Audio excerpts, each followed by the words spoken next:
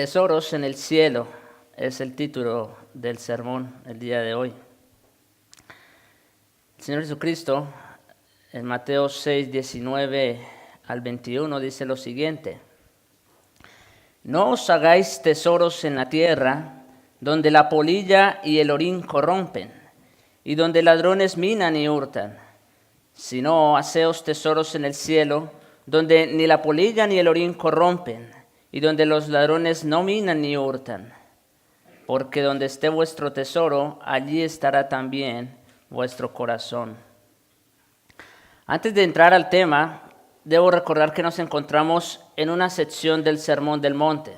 Los que han estado con nosotros todo este tiempo saben que ya vamos a completar 2 años, creo, con el Sermón del Monte y todavía estamos aquí. Y ahora nos encontramos en una sección a partir del capítulo 6 y el versículo 1, donde el Señor Jesucristo habla acerca de cómo vivir una vida justa. Dice allí el Señor: guardaos de hacer vuestra justicia delante de los hombres.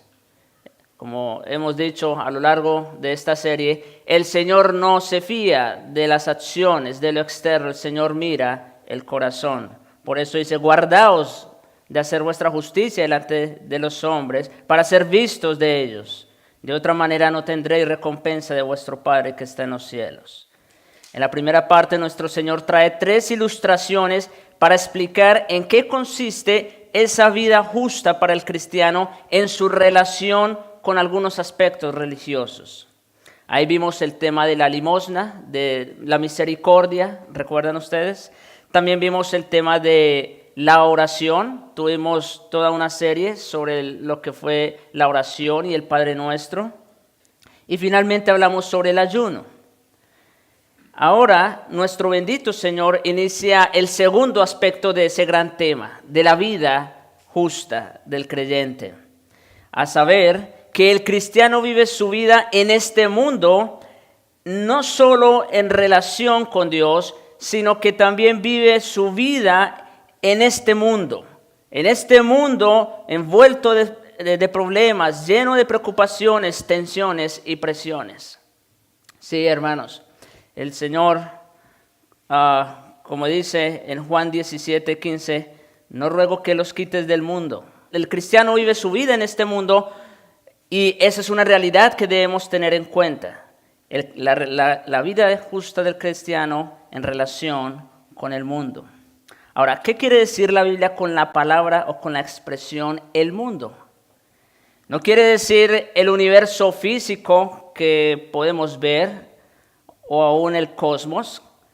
Simplemente se refiere al conjunto de personas que componen la sociedad. La palabra mundo significa a una perspectiva, a una mentalidad, significa una forma de ver las cosas. Es cuando el Señor dice, o cuando las Escrituras hablan acerca del mundo, tenemos que ver el mundo o entender la palabra mundo de esa manera. Significa a todo un sistema de pensamiento, a la mente, a la perspectiva que tenemos de la vida. Uno de los problemas más delicados de los que tiene que ocuparse el cristiano en su relación con este mundo. Y por ello nuestro Señor subraya a menudo que no es fácil para el cristiano vivir su vida en este mundo. Como les decía, en este mundo lleno de preocupaciones, lleno de presiones, de tensiones, de tanta maldad. No es fácil para el cristiano vivir su vida en este mundo. Él mismo, durante su visita terrenal, se vio tentado por el diablo. También tuvo que hacer frente al poder y la sutileza de este mundo. De la misma manera, el cristiano se encuentra en esta posición. Pero como les decía hace un momento, el Señor Jesucristo no solamente dice, no ruego que los quites del mundo, sino que añade, sino que los guardes del mal. Eso es lo que el Señor Jesucristo pide por nosotros. Hay ataques que le llegan cuando está solo, en privado. Hay otros que llegan cuando estamos en relación con el mundo. Así que es importante el orden que nuestro Señor está utilizando aquí. Es muy significativo. Uno se prepara a sí mismo en el secreto de su habitación, uno ora y hace quizás muchas otras cosas, ayunar, dar limosna, hacer obras buenas sin que nadie se entere. Hasta ahí lo que hemos dicho. Pero hay que vivir la vida en el mundo. Y por esto nuestro Señor continúa diciendo, no os hagáis tesoros en la tierra. Quizás para algunos vivir la vida religiosa, vamos a decir, como les decía hace 8 días, quizás para algunos ocuparse de la oración o dar limosna o hacer otro tipo de ritos o sacrificios religiosos no parece tan difícil después de todo. Pero nuestro Señor no solo quiere ver eso. Nuestro Señor ahora va a apuntar a la relación que nosotros tenemos con el mundo, cómo nosotros como cristianos nos movemos en este mundo. Por eso, nuestro Señor, como digo, dice, no os hagáis tesoros en la tierra, donde la polilla y el orín corrompen, y donde los ladrones minan y hurtan, sino haceos tesoros en el cielo, donde ni la polilla ni el orín corrompen, donde los ladrones no minan ni hurtan. Veamos ante todo la exhortación misma. Nuestro Señor presenta la verdad de tal forma que no nos queda excusa alguna de cómo es que tenemos que vivir nuestra vida en relación con el mundo. Si cualquiera de nosotros, cristianos, al llegar al gran juicio de la recompensa, nos encontramos con que la nuestra es muy pobre, no tendremos excusa alguna. Así que veremos en primer lugar la exhortación. Lo veremos en un sentido negativo y luego positivo. Pero luego veremos los argumentos que trae nuestro bendito Señor para fortalecer su enseñanza, su exhortación. Y finalmente veremos los terribles efectos del pecado. Pero en el día de hoy, y por causa del tiempo, solamente veremos la exhortación del Señor Jesucristo y el primero de los argumentos. Hasta ahí, si Dios quiere, llegaremos en este día. Y entonces entramos, ahora sí, en nuestro primer encabezado, la exhortación de nuestro Señor Jesucristo. En forma negativa, nuestro Señor dice, no os hagáis tesoros en la tierra. Esa es la exhortación en forma negativa. No os hagáis tesoros en la tierra. Ahora, ¿qué quiere decir nuestro Señor con esto? Ante todo, debemos evitar interpretarlo solo respecto al dinero.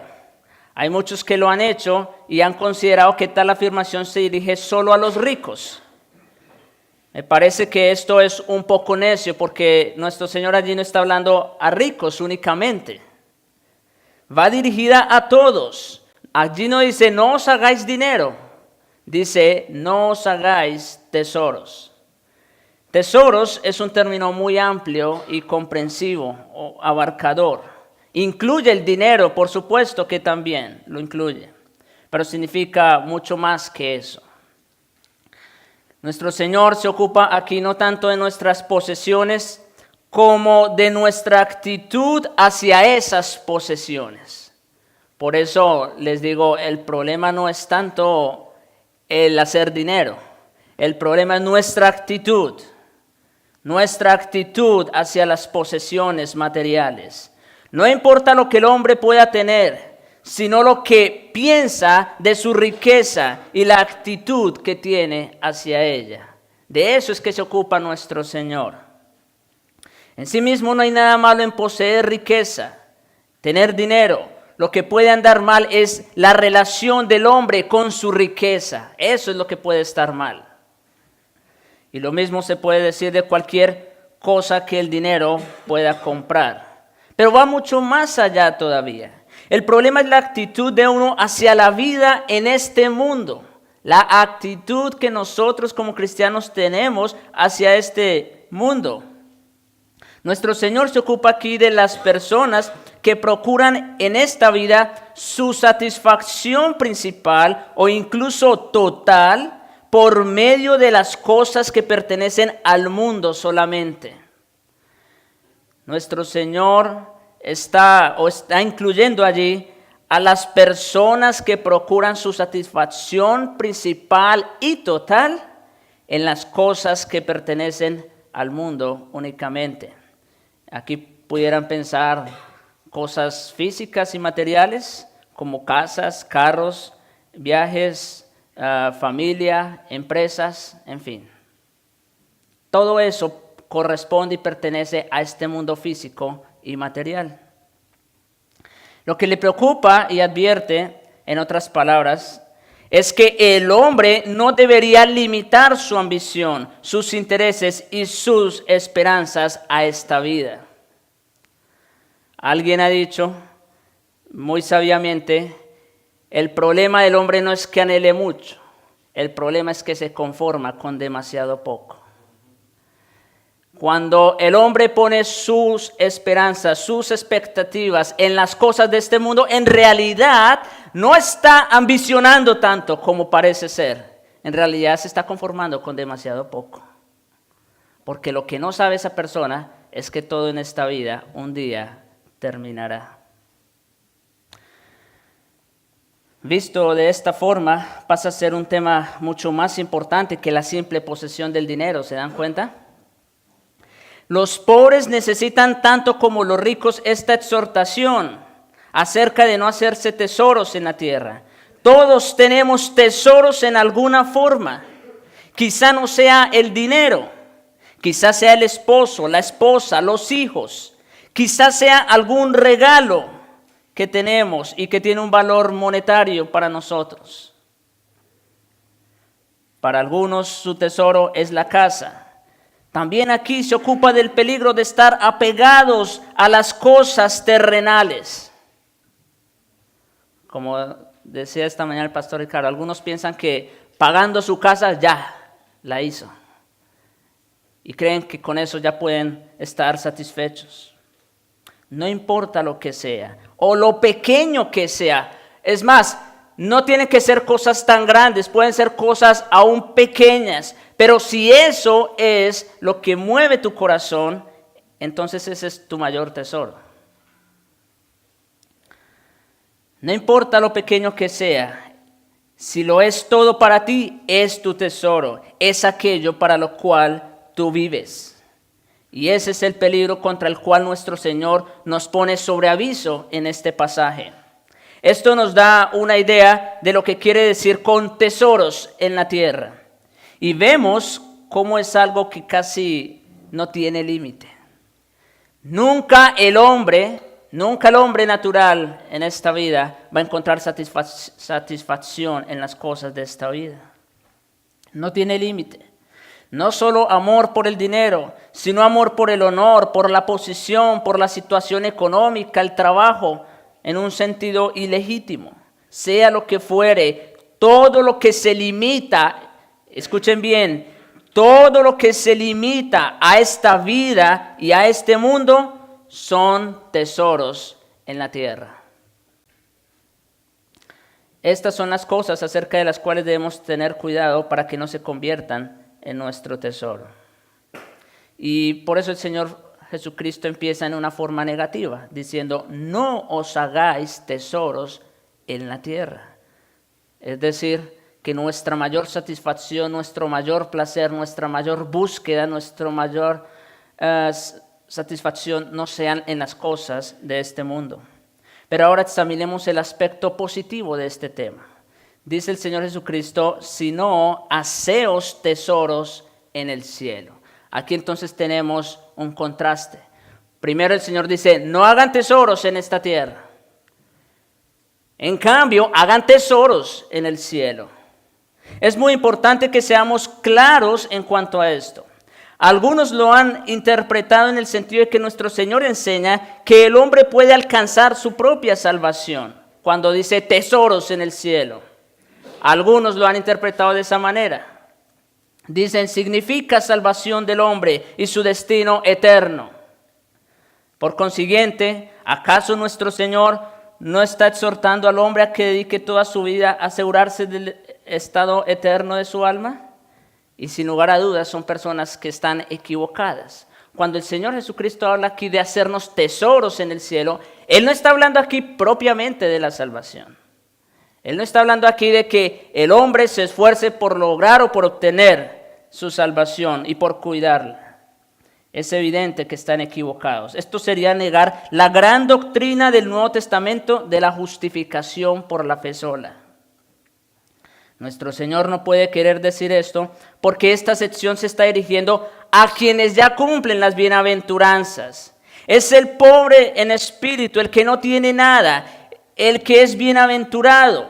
Es el que llora debido a su pecado, el que sabe al final que a pesar de lo que puede hacer o haber hecho o dejado de hacer, nunca podrá alcanzar su salvación. Es a ellos a quienes se está dirigiendo. Así que estamos diciendo que hacer tesoros en el cielo no se refiere a la salvación.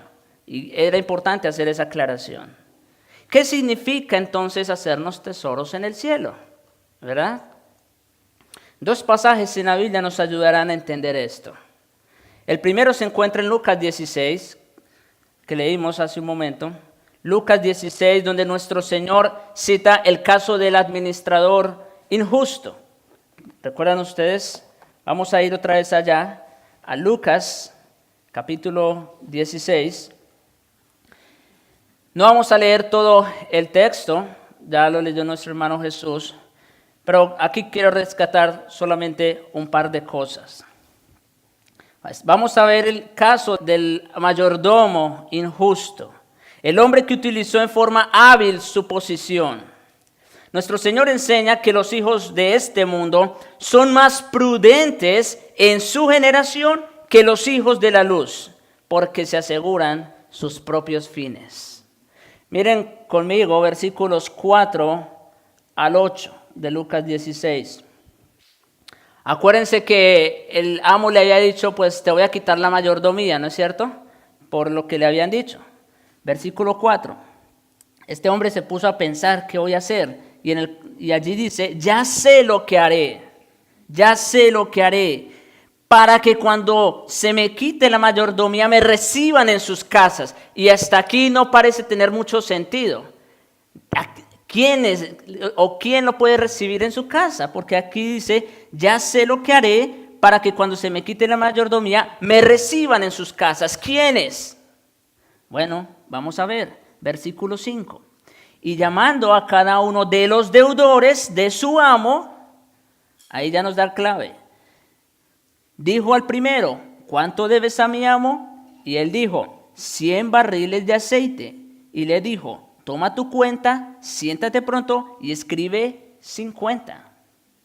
Después dijo a otro, ¿y tú cuánto debes? Y él dijo, 100 medidas de trigo. Y él dijo, toma tu cuenta y escribe 80. ¿A qué se estaría refiriendo este mayordomo cuando dijo, ya sé lo que haré, para que cuando se me quite la mayordomía me reciban en sus casas? ¿A quiénes se está refiriendo? Pues a los deudores de su amo. Cuando se le quite su puesto, su trabajo, entonces aquellos lo van a recibir. ¿Y por qué? Porque Él les está haciendo un favor, les está dando un beneficio. Él como mayordomo de su amo hace lo que leemos aquí. A uno le dijo, ok, tú le debes 100 medidas de aceite, escribe 50. Tú le debes 100 medidas de trigo, escribe 80. Pues ellos, afortunados. En otras palabras, hizo el bien a esas personas. Hizo el bien. Y lo hizo, es más, lo hizo no con nada propio de él, lo hizo con los bienes de su amo. Lo más interesante, lo hizo con los bienes de su amo. Por eso el Señor lo va a llamar después riquezas injustas en este mismo pasaje. Vamos a ver. Versículo 8. Y alabó el amo al mayordomo malo por haber hecho sagazmente. Noten, el amo no lo criticó. Antes que dice, lo alabó por haber hecho sagazmente. Y nuestro Señor aquí añade, porque los hijos de este siglo son más sagaces en el trato con sus semejantes que los hijos de luz. Por ello el Señor trae esta parábola para ilustrar este punto. Los hijos de este siglo son más prudentes en su generación que los hijos de la luz. ¿Por qué? Porque ellos se aseguran sus fines. Ellos piensan de antemano lo que van a hacer para alcanzar sus propósitos. Y nuestro Señor lo resume así para nosotros, versículo 9. Y yo os digo, ganad amigos por medio de las riquezas injustas. ¿Lo ven? Para que cuando éstas falten, os reciban en las moradas eternas. Ahí tenemos que explicar un par de cosas.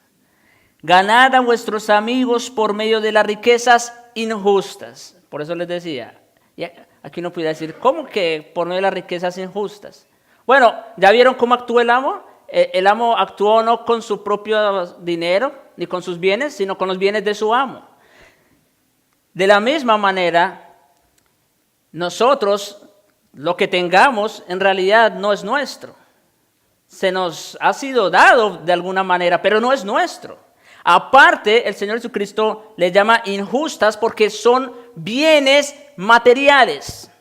Y todo lo que tenga que ver, como decíamos al principio del sermón, todo lo que esté limitado a este mundo físico y material, eso de por sí ya lleva corrupción. Y luego, más adelante, veremos en qué consiste la corrupción de los bienes en este mundo. Pero por eso nuestro Señor Jesucristo aquí le llama las riquezas injustas. No porque uno tenga que ganarse el dinero injustamente o haciendo cosas que no debe, no, de eso no se trata. Sino porque el dinero en sí mismo es algo, vamos a decir, algo que trae corrupción o que pertenece al mundo físico y material. Entonces sigue diciendo allí en el versículo 9, ganad amigos por medio de las riquezas injustas, para que cuando éstas falten, ¿y cuándo van a faltar estas riquezas? ¿Cuándo va a faltar el dinero? Mientras estemos en esta vida, poco o mucho, vamos a tener algo en la bolsa, ¿no es cierto? Así sea para comprar el pan del desayuno. Pero, ¿cuándo es que va a faltar el dinero? Pues cuando ya no estemos en esta vida, porque en la otra vida ya no se va a ocupar dinero. Entonces dice ahí, para que cuando éstas falten, os reciban, ¿en dónde? En las moradas eternas. Entonces, ¿qué es lo que está diciendo nuestro Señor en este pasaje? Lo que está diciendo es que así como aquel mayordomo actuó sagazmente, hizo tratos con los deudores de su amo, y no con su dinero, sino con el de su amo, para asegurar su morada cuando su mayordomía le fuera quitada. De la misma manera, nosotros en este mundo tenemos que hacer con aquello que se nos da, con el dinero que tenemos. Tenemos en alguna manera, como dice aquí, asegurarnos esas moradas eternas, haciendo el bien a los demás, haciendo el bien a nuestros semejantes. La palabra riquezas, como les decía, la palabra riquezas injustas se refiere aquí a todas las riquezas que se puede atesorar en esta vida en comparación con las que son eternas. Lo que nuestro Señor está diciendo aquí es que si tienes dinero, úsalo mientras estés en este mundo, para que cuando llegues a la gloria, las personas que se beneficiaron del mismo estén allí para recibirlos a ustedes. Y ya hice la aclaración, aquí no estamos hablando de salvación, ¿verdad? Aquí no estamos hablando de eso. Estamos hablando de cómo es que vive el cristiano en este mundo. ¿Cómo es que actúa el cristiano? ¿Cómo maneja su dinero, sus riquezas o aquello que el Señor en su misericordia le pueda dar? El apóstol Pablo lo explica así en 1 Timoteo, capítulo 6, versículos 17 al 19. Miren cómo dice el apóstol allí, y quiero enfatizar unas cuantas palabras. 1 Timoteo 6, 17 al 19 dice, a los ricos de este siglo, o de este mundo, lo mismo, manda. Oye lo que dice Pablo, está hablándole a Timoteo, ¿verdad? Está escribiéndole. Y le dice a los ricos de este siglo, ¿qué? Sugiere. No. Recomiéndales. No. Manda. Eso es importante, esa palabra. Manda, ¿qué?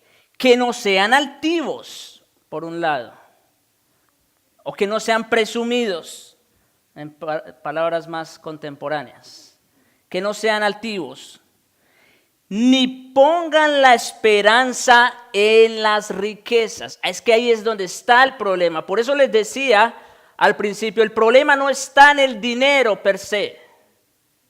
El problema está en la actitud que tú tienes respecto al dinero y respecto a las riquezas. Ese es el problema. Dice allí, manda que no sean altivos ni pongan la esperanza en las riquezas. Muchas personas piensan que con el dinero pueden arreglarlo todo. Y ese es un problema, porque están poniendo su esperanza en las riquezas. Y añade, las cuales son inciertas. Aquí podemos decir efímeras, inseguras e injustas. Nuestro Señor Jesucristo ya nos dijo que las riquezas en este mundo son injustas, ¿verdad? Aquí vuelve y dice lo mismo el apóstol. Son inciertas, inseguras e injustas. Si no, en lugar de poner la esperanza en las riquezas, póngala en ¿quién? En el Dios vivo, que nos da todas las cosas en abundancia para que las disfrutemos. Que hagan bien, que sean ricos en buenas obras, dadivosos, generosos. Esa es la actitud que todo cristiano debe tener con respecto al dinero. Por eso les decía, el problema no está en el dinero. El problema está en la actitud de tu corazón respecto al dinero y a las riquezas que puedas tener. Allí dice que nuestra esperanza no estará en las riquezas, sino en Dios, en el dador de los bienes, no en los bienes per se. Que hagan bien, que sean ricos en buenas obras, dadivosos, generosos. Y añade allí, atesorando para sí buen fundamento para lo porvenir, que echen mano de la vida eterna. Wow. Me encantan las palabras que utiliza el apóstol aquí para hablar acerca de ser ricos en buenas obras, generosos. Dice que atesoren para sí un buen fundamento para lo porvenir, o como dijo el Señor Jesucristo, para que se aseguren moradas, para que cuando llegues allá, aquellos a los que les hiciste el bien, te estén esperando también con los brazos abiertos. Que echen mano de la vida eterna. En otras palabras, que nuestra mirada y nuestra perspectiva deje de estar centrada y enfocada en este mundo que está próximo a desaparecer y que lo pongamos ¿en dónde? Allá, en los cielos. ¿Desde cuándo se hicieron más importantes los beneficios que el benefactor? Esa es la pregunta que debemos hacernos todos. ¿Desde cuándo se hicieron más importantes los beneficios que el benefactor? Es como cuando tú le das un regalo a alguien y en lugar de la persona agradecerte y darte un abrazo y eso, agarra el regalo y se ponga a besarlo. ¿Sí? Es lo mismo. Eso es lo que hace el mundo. Suena así ridículo, pero eso es lo que hace el mundo. El mundo agarra el regalo, lo abraza, lo atesora, lo besa, y el benefactor, que es Dios, lo olvida. Tristemente, el pecado ha estupidizado a tal grado el intelecto, la voluntad y los afectos del hombre, que la gran mayoría pone más su confianza y esperanza en los beneficios que en el benefactor. Eso es consecuencia del pecado. Por eso el mundo abraza y besa los regalos en lugar de abrazar al benefactor. En otras palabras, si uno ha recibido la bendición de las riquezas, que las utilice de tal forma en este mundo que vaya edificándose un balance favorable para el venidero.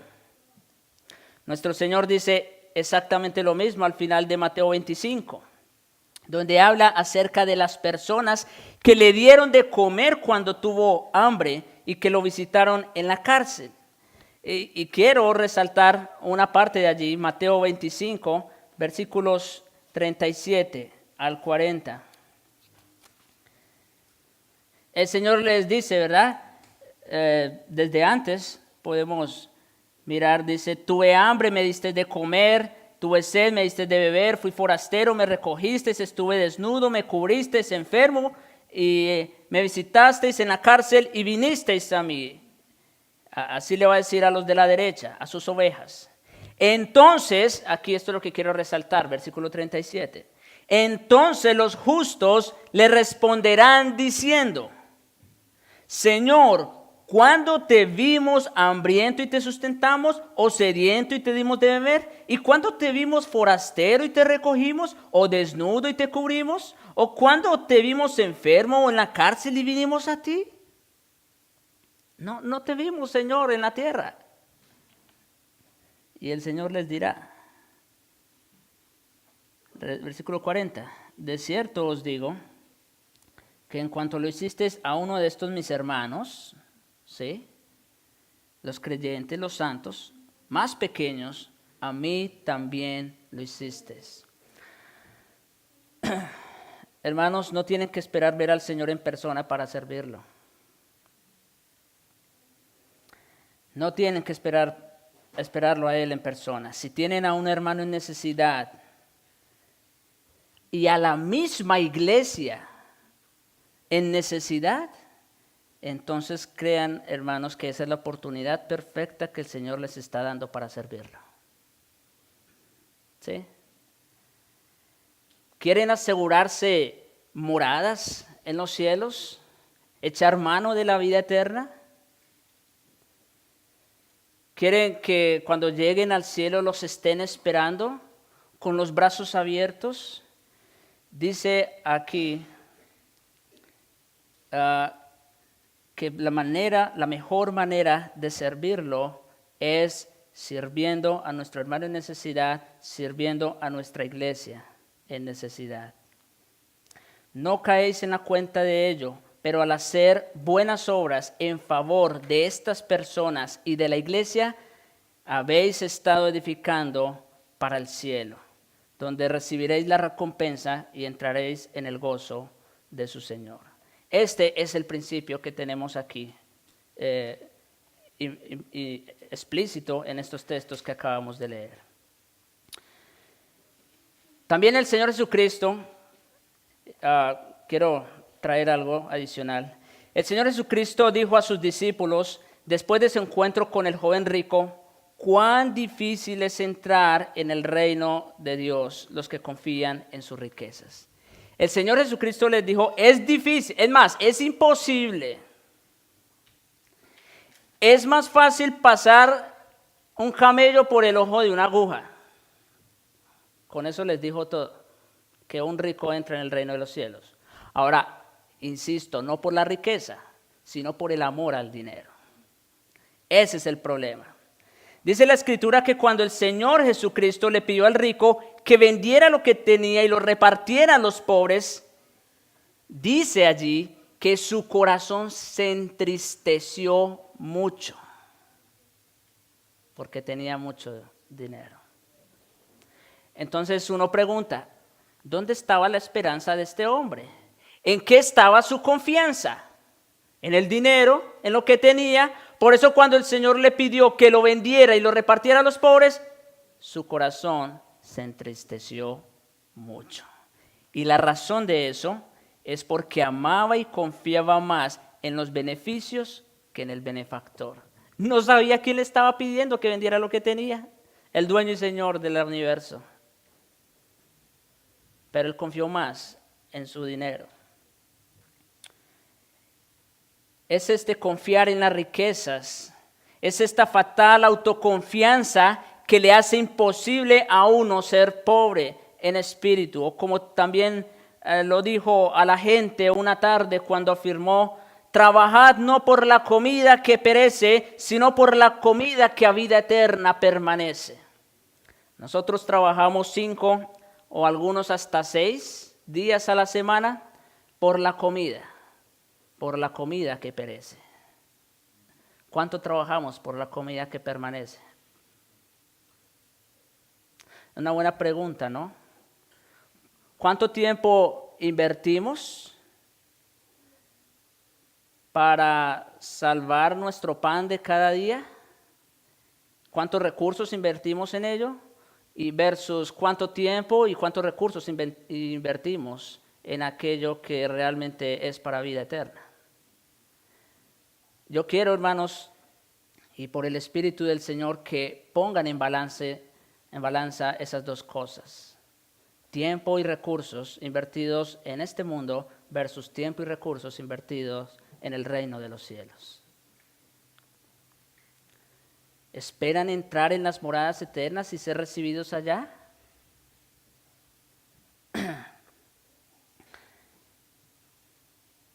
Por eso nuestro Señor dice, haceos tesoros en el cielo. Ahora llegamos a la parte de los argumentos. ¿Por qué, Señor? ¿Por qué no es bueno hacer tesoros en esta tierra y en lugar de eso hacerlos en el cielo? O sea, como el Señor Jesucristo sabe nuestra debilidad. El Señor Jesucristo sabe, como les dije hace un momento, la estupidez en la que nos ha dejado el pecado. Y el Señor Jesucristo se encarga de darnos 3 argumentos, pero como les dije, hoy solamente veremos el primero de ellos. Y el primero de los argumentos apela al sentido común. El Señor Jesucristo también apela a la razón y al sentido común. Miren cómo dice allí, cuando pasamos a considerar los argumentos de nuestro Señor en contra de hacernos tesoros en la tierra, encontramos que el primero es un argumento que se puede describir muy bien como el argumento del sentido común o de la observación obvia. Dice, no os hagáis tesoros en la tierra. ¿Por qué? Porque aquí es donde la polilla y el orín corrompen y donde ladrones minan y hurtan. ¿Pero por qué debería hacerme tesoros en el cielo? Porque allá es donde ni la polilla ni el orín corrompen y donde los ladrones no minan ni hurtan. Eso es un argumento de sentido común, ¿no es cierto? De razón, de lógica, de simple observación. Óyeme, si tú vas a comprar una propiedad y te dicen, no, sabes que ahí se inunda, también ahí salen muchas plagas y todo eso, pero en cambio vas a otro lugar, a una loma muy bonita, dice tú, bueno, ¿cuál de las dos voy a comprar? ¿Acaso tú te pones a darle mente a eso? ¿Acaso tú vas a escoger aquella propiedad que se inunde, que esté llena de plagas y todo lo demás? Eso es contra la razón que alguien escogiera de esa manera. El Señor lo está poniendo en esos términos. El Señor dice, es que la razón es muy sencilla. Aquí todo se echa a perder. Aquí todo se descompone. Aquí todo se destruye. ¿Cuándo ha visto un carro que dure para siempre? ¿Cuándo han visto una casa que no se haya caído? Aquí todo tiende a la descomposición y a la destrucción. Entonces, veamos lo primero negativamente y luego positivamente. Negativamente, nuestro Señor dice que los tesoros mundanos no duran. Son transitorios, pasajeros, efímeros. Dice allí, donde la polilla y el orín corrompen. Cuán cierto es, hermanos, que hay un elemento de descomposición en todas estas cosas, tanto si nos gusta o no, pero esa es la verdad. Nuestro Señor lo dice en función de la polilla y el orín que tienden a penetrarlas y destruirlas. La polilla tiende a destruir todo lo que tiene que ver con las telas y la madera. El orín corrompe todo lo que está relacionado con los metales. El Señor Jesucristo en su sabiduría supo escoger como ejemplo los 2 grandes entes destructores de toda materia, la polilla y el orín. De tal manera que no le quepa la menor duda al hombre de que sí, definitivamente todo está echándose a perder. Hasta el templo que estamos aquí ya necesita algunas reparaciones. Todo en esta vida es así. Espiritualmente, las cosas de este mundo nunca satisfacen en forma plena. Hay siempre algo que anda mal en ellas. Siempre les falta algo. No hay nadie en la tierra que esté completamente satisfecho. Aunque en cierto modo unos parezcan que tienen todo lo que desean, sin embargo desean algo más. Una vez se le preguntó al hombre más rico de la tierra que qué le hacía falta o qué necesitaba para ser completamente feliz. ¿Y saben la respuesta de él? Dijo, solo quiero un poco más. ¿Un poco más? Tú eres el hombre más rico. ¿Cómo que quieres un poco más para ser feliz? Sí, hermanos, esa es la triste realidad del hombre. Porque el hombre cree que puede encontrar su felicidad en las cosas de esta vida. Y el hombre más rico se da cuenta de que nada de eso satisface. Salomón, ahí lo tenemos como el ejemplo más claro. No tenemos que ir tan lejos. El hombre más rico, el hombre más sabio, el hombre que disfrutó de más placeres, en fin, el superhombre. Y al final, ¿qué dice? Todo esto es vanidad y aflicción de espíritu.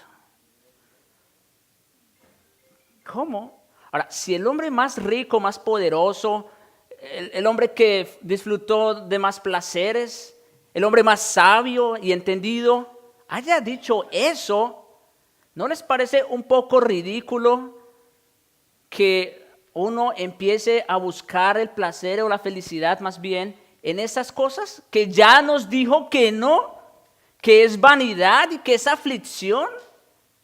Eso es necedad, hermanos. Es necedad en realidad tratar de encontrar la felicidad en las cosas de este mundo. La felicidad no se puede comprar en esta vida porque el alma no se puede llenar con nada de este mundo. El alma es espiritual, el mundo es físico y material. El alma solo se puede llenar de aquello que es espiritual. Por eso nunca el hombre jamás encontrará su felicidad en las cosas de este mundo. Porque su alma es espiritual y necesita eso, alimento espiritual. Hay, sin embargo, otra forma de examinar el efecto de la polilla y el orín en lo espiritual. No solo hay un elemento de deterioro en estas cosas, también es cierto que tendemos a cansarnos de ellas. Las podemos disfrutar por un tiempo, pero de una forma u otra, de pronto comienzan a perder el sabor o perdemos interés de ellas. Por eso muchas veces, hasta ustedes lo verán a uno. No, que el carro que tengo ya no me gusta y quiero cambiarlo por otro. ¿No es cierto? ¿Por qué?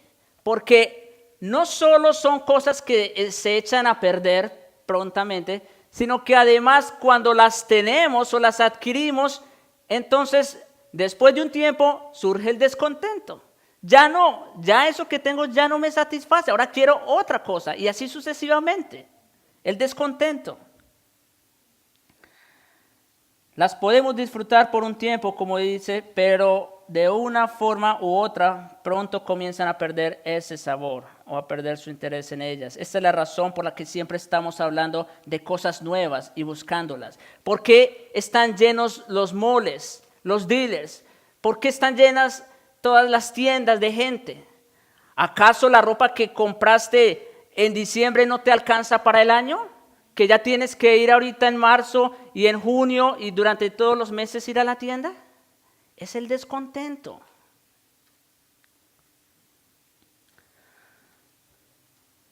¿No es cierto que a medida que pasan los años, estas cosas dejan de satisfacernos? A las personas de edad avanzada no les suele gustar las mismas cosas que a los jóvenes. A los jóvenes las mismas cosas que a los ancianos. La música que le gusta a los jóvenes hoy día ya no es la misma que les gusta a los adultos y a los ancianos. ¿Por qué? Porque la música de ellos ya no les satisface a los jóvenes. Es así de sencillo. No solo este mundo está echándose a perder, no solo tiende a la descomposición, sino que además, por naturaleza, el hombre siempre tiene un descontento con las cosas que tiene en esta vida. Podríamos incluso ir más allá y plantearlo en forma más vigorosa, diciendo que hay en ellas una cierta impureza. Incluso cuando mejores son, están infectadas. Y haga uno lo que haga, no se puede librar de esta impureza. La polilla y el orín están ahí. Y todos los productos químicos que utilicemos no pueden detener esos procesos. Por más químicos que le ponen, por ejemplo, a los cultivos, como quiera se dañan muchas de las plantas y muchos de las cosechas se echan a perder. ¿Por qué? Porque hay impureza en este mundo caído. Hay impureza. Pedro dijo algo magnífico en su segunda carta, capítulo 1, versículo 4, respecto al reino venidero con relación a este mundo. Dice, por medio de las cuales nos ha dado preciosas y grandísimas promesas, para que por ellas llegaseis a ser participantes de la naturaleza divina. Noten hasta dónde van los planes de Dios. Dice, para que por esas promesas grandes y preciosas, llegásemos a ser participantes de la naturaleza divina, habiendo huido, ahí está el contraste, de la corrupción que hay en el mundo. Por eso, hermanos, los santos en este mundo vamos en una dirección totalmente opuesta a la que el mundo va. El mundo todo está echándose a perder, tiende a la corrupción, a la descomposición. El santo, en cambio, va más bien para arriba, va adquiriendo cada vez más y más de la naturaleza divina. Ahí está el contraste. Hay una corrupción en todas estas cosas terrenales, todas ellas son impuras, y hay algo más, todas ellas son inevitablemente perecederas. La flor más hermosa comienza a morir en cuanto uno la corta y muy pronto habrá que arrojarla. Así es en todo lo que hay en esta vida y en este mundo. No importa lo que sea, es pasajero, es perecedero. Todo lo que tiene la vida está como resultado del pecado sujeto a este proceso de deterioro y descomposición. La polilla y el orín corrompen, aparecen agujeros en las cosas, se vuelven inútiles y al final se corrompe todo completamente. El cuerpo más perfecto llegará a un momento en que ceda y muera y se descomponga. Las apariencias de los hombres, todo eso algún día perecerá.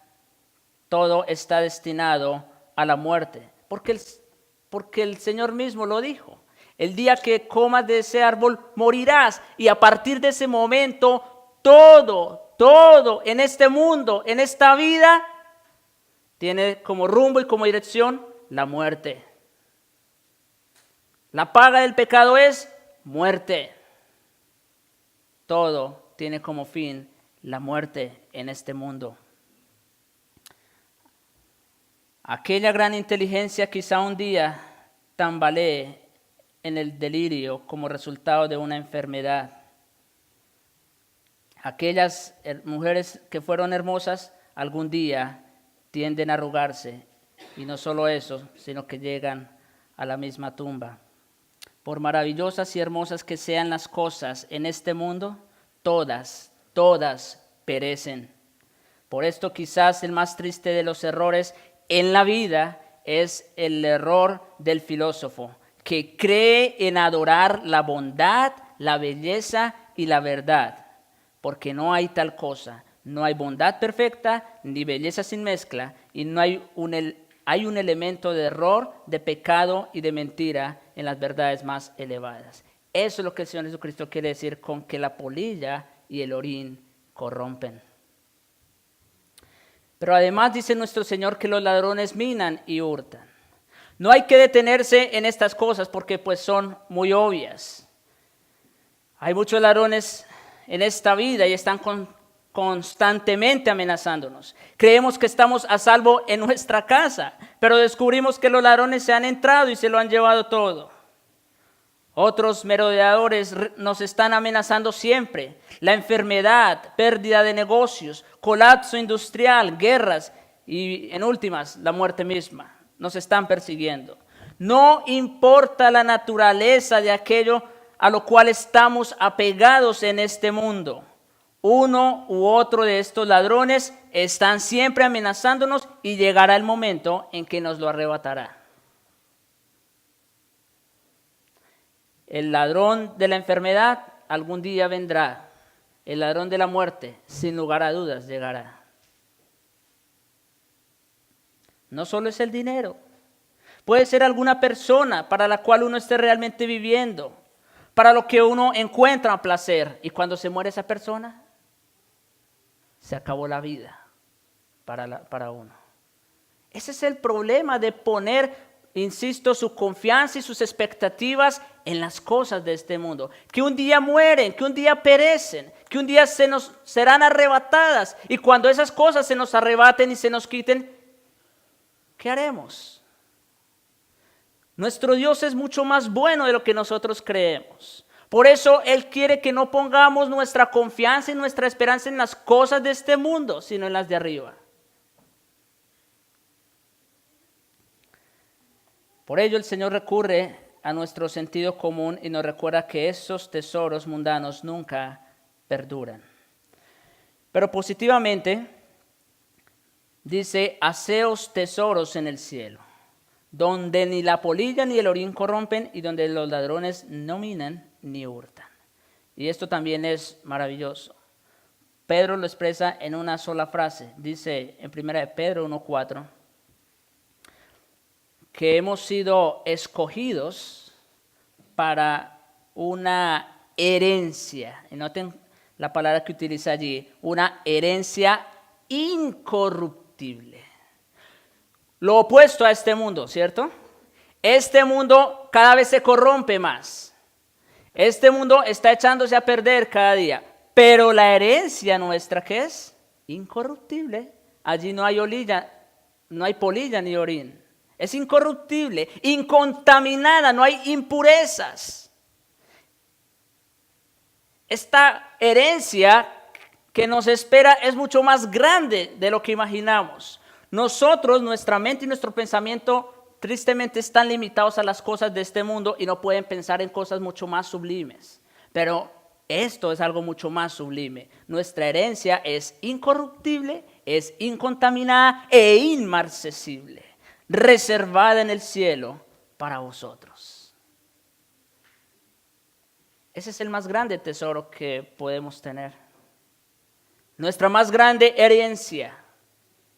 Cualquier herencia que nos dejen en esta tierra, o nos la quitan, o se pierde, o cualquier cosa, un desastre, cualquier cosa puede pasar. Pero nuestra herencia en los cielos ya está reservada para los santos.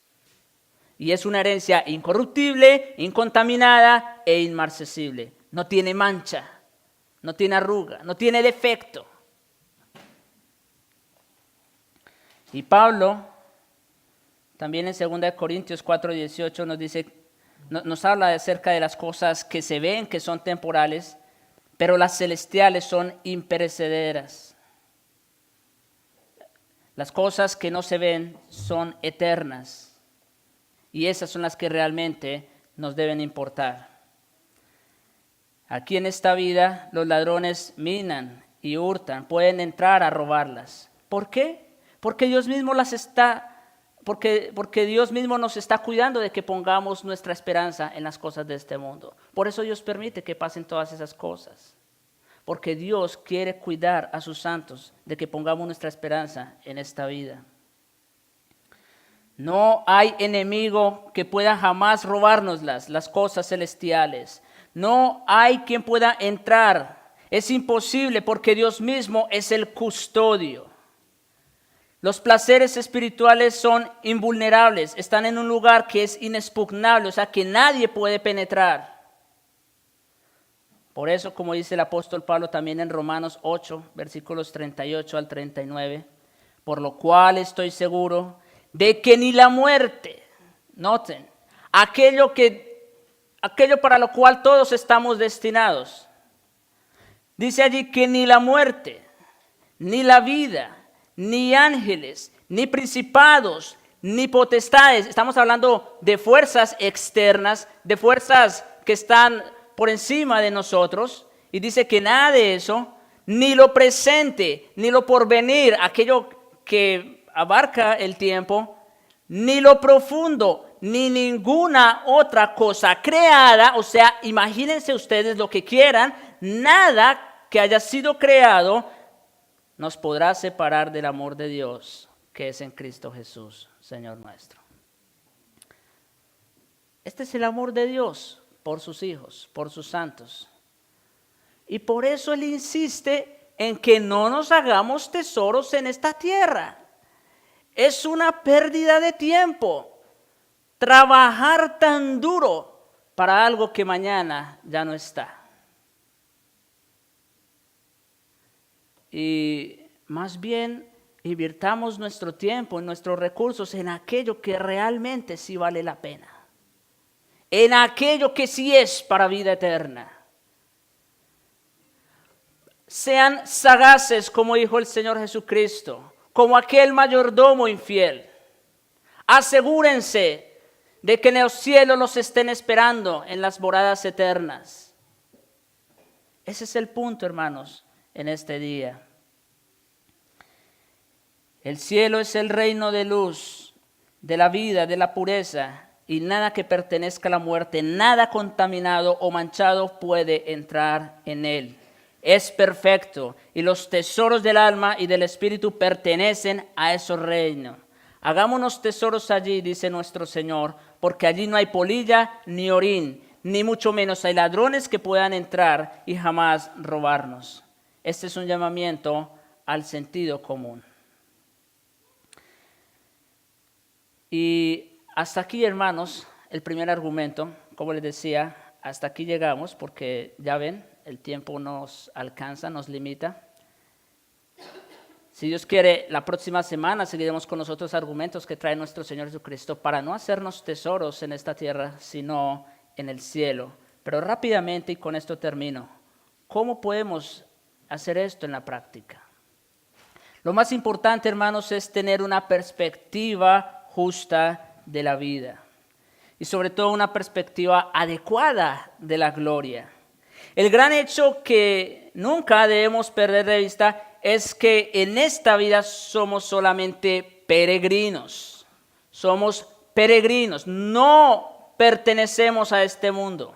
Por eso no debemos poner nuestra mirada, nuestra esperanza en este mundo. Andamos en este mundo bajo la vigilancia de Dios, en dirección a Dios y hacia nuestra esperanza eterna. Ese es el principio.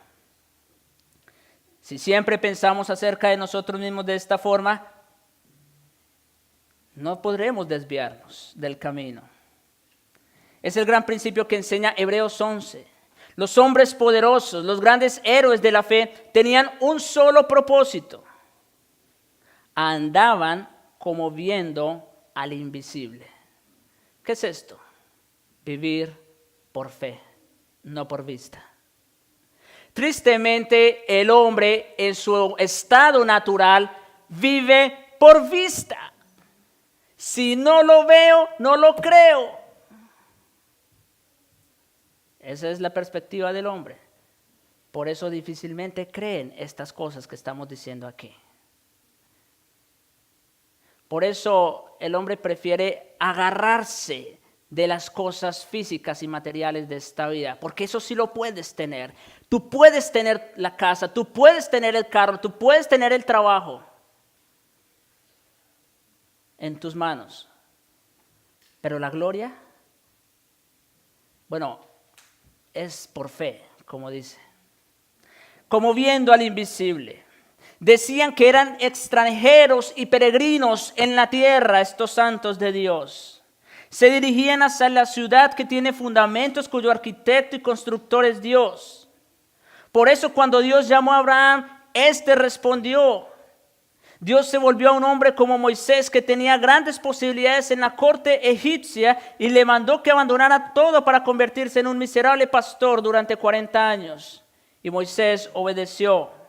Cuando Moisés mató al egipcio, lo hizo por amor a sus hermanos, a sabiendas de que eso le iba a costar su posición en la corte egipcia.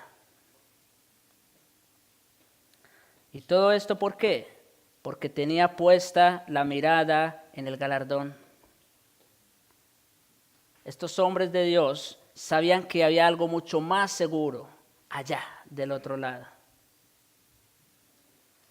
Y así todos los demás. ¿Qué hizo que Abraham estuviera dispuesto a sacrificar a su amado hijo? ¿Qué hizo que todos los héroes de la fe estuvieran dispuestos a hacer las cosas que hicieron? Fue que deseaban una patria mejor, esto es, celestial. Esto es vivir por fe. Vivir con la esperanza de que un día, cuando todo esto termine, porque ya sabemos que todo esto va a terminar, por eso insisto en lo necio que es atesorar tesoros en la tierra. Todo esto un día va a acabar, pero cuando todo esto acabe, entonces nuestra esperanza está puesta allá. Y entonces podemos estar tranquilos y satisfechos de que hemos estado invirtiendo no para acá, sino para la vida venidera. Eso es lo más grande de todo. Siempre hay que comenzar con este gran principio. Si tenemos una idea adecuada de nosotros mismos en este mundo como peregrinos, como hijos de Dios que van hacia su Padre, todas las cosas se ven en la perspectiva adecuada. De inmediato tendremos una idea adecuada de nuestros dones y de nuestras posesiones. Comenzamos a pensar en nosotros mismos como administradores que deben dar cuenta de todo y no como dueños. Esa es otra cosa. Que muchos piensan que son dueños de las cosas que tienen. Esta es mi casa, este es mi trabajo, esta es mi empresa. Y ese es el problema, que pensamos como dueños y no como administradores. Cuando en realidad solamente solo somos administradores de aquello que Dios nos ha dado. No somos los poseedores permanentes de estas cosas. No importa que sea dinero o inteligencia, o nosotros mismos, o nuestra personalidad, o cualquier don que podamos poseer. Él nos dice que nos hagamos tesoros en el cielo. Y los santos siempre lo han hecho así. Rápidamente termino con un texto del apóstol Pablo en Filipenses, capítulo 4. Filipenses, capítulo 4 y versículos 14 al 18. Quiero terminar con este bonito ejemplo de nuestros hermanos filipenses. Dice el apóstol Pablo allí en Filipenses 4, 14. Sin embargo, en el 13, Pablo dice, todo lo puedo en Cristo que me fortalece, refiriéndose a que él sabía vivir en abundancia o en escasez, no importaba la situación que tuviera, él sabía vivir porque Dios le había dado el secreto de contentarse en toda circunstancia. Y entonces en el versículo 14 dice, sin embargo, aquí Pablo quiere reconocer esto de los hermanos en Filipos. Dice, sin embargo, bien hicisteis en participar conmigo en mi tribulación. Y sabéis también vosotros, oh filipenses, que al principio de la predicación del Evangelio, cuando partí de Macedonia, ninguna iglesia participó conmigo en razón de dar y recibir, sino vosotros solos. Wow, noten, el apóstol Pablo les está reconociendo esa grandiosa, esa hermosa labor. Dice que ninguna iglesia participó en razón de dar y recibir, sino ¿quiénes? Solo ellos. Pues a Tesalónica me enviasteis una y otra vez para mis necesidades. Y versículo 17, y yo quiero terminar con este pensamiento también, y quiere el Espíritu de Dios grabarlo en vuestras mentes y corazones. No es que busque dádivas, sino que busque fruto que abunde en vuestra cuenta. No se trata aquí, hermanos, de enriquecernos con su dinero. Ustedes saben que nosotros no predicamos eso. Se trata, como dice Pablo, de que ustedes abunden en buenas dádivas. Busco fruto que abunde en vuestra cuenta. Se trata de que ustedes mismos se vayan atesorando esos lugares en los cielos. Que cuando lleguen allá, ustedes puedan tener muchos hermanos, muchas personas que te van a reconocer, que te van a recibir por el bien que les has hecho. Estos hermanos de Filipos creían en la realidad de la gloria que les esperaba. Esperaban alcanzarla y su único deseo era disfrutarla en toda su perfección y plenitud. Como dice, no es que busque dádivas, sino que busque fruto que abunde en vuestra cuenta. Si deseamos seguir sus pasos y disfrutar la misma gloria, es mejor que escuchemos la exhortación de nuestro Señor. No os hagáis tesoros en la tierra, sino haceos tesoros en el cielo. Creámosle al Señor. Él siempre quiere lo mejor para sus hijos. Oremos. Oh bendito Señor y Padre nuestro, gracias te damos, Señor, por ser tan claro, tan explícito en tu palabra, en cuanto a la manera, en cuanto a la forma en que debemos conducirnos en este mundo. Reconocemos, Señor, que lamentablemente nuestra mirada y nuestra perspectiva ha estado enfocada más en las cosas de este mundo. Pero te suplicamos, Señor, en Cristo, que nos perdones y que nos ayudes, Señor, que enfoques nuestros corazones, nuestra mente, nuestra voluntad en aquello que realmente permanece para vida eterna. Te suplicamos, oh Señor, ayúdanos, danos la actitud adecuada con respecto a aquellos bienes que tú nos das. Que te amemos más a ti, Señor, que eres el benefactor antes que los bienes que nos das. Que tú seas lo más importante. Que desde aquí, Señor, ya empecemos a asegurarnos esas moradas eternas. Que nuestra pasión sea por ti, por tu reino y por tu justicia. Te lo suplicamos, Señor. Y pedimos por aquellos que aún no están convencidos. Te ruego, Señor, por la obra de tu Espíritu, que los convenza, Señor, de pecado, de justicia y de juicio. Que los convenzas de estas verdades. Y también les des un amor único por Jesucristo. En cuyos méritos, Señor, oramos y te damos las gracias. Amén.